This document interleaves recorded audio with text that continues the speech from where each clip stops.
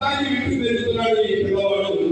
ఒక రోజు తండ్రి ఆ బయట సాగు రాగానే ఆ మాటని చెత్త బయట పడే అనేటువంటి మాట ఆ పిల్లవాడు పలుకుతున్నాడు. ప్రియమైనటువంటి సహోదరి సహోదరుడా, ఈ రోజున బాప్తిస్మ యోహాను గారు కూడా సువార్త పట్టణం ద్వారా ఈ రోజు ఈ దేవాలయంలో కూర్చొని ఈ దివ్యమైన పూజలో పాల్గొనేటువంటి మనందరికీ చెప్పింది కూడా అదే, మీలో ఉన్నటువంటి చెత్తని పారవేయండి, మీలో ఉన్నటువంటి చెత్తని పారవేయండి అని చెప్పి ఈరోజు బాప్తిస్మ యోహాను గారు మనందరికీ కూడా తెలియజేస్తున్నారు.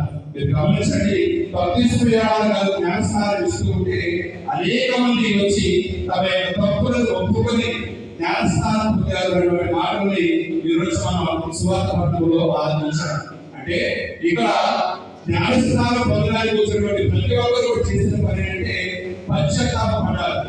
చేసినటువంటి ఆ తప్పుల్ని గుర్తించి ఆ తప్పులకి క్షమాపణ కోరుకుంటూ వాటిని విడిచిపెట్టి ప్రభుని వెంబడించాలి జ్ఞానస్నానం ద్వారా.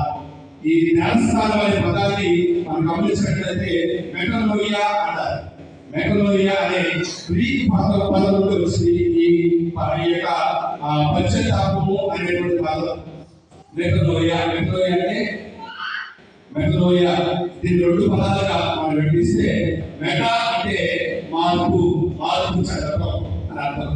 నియో అంటే మన చేయడం, ఆలోచన చేయడం, మన మైండ్ని తెలుసుకోవడం.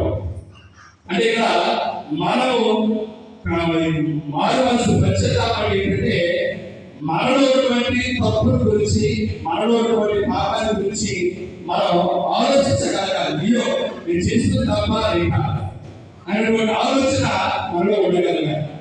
ఆ ఆలోచన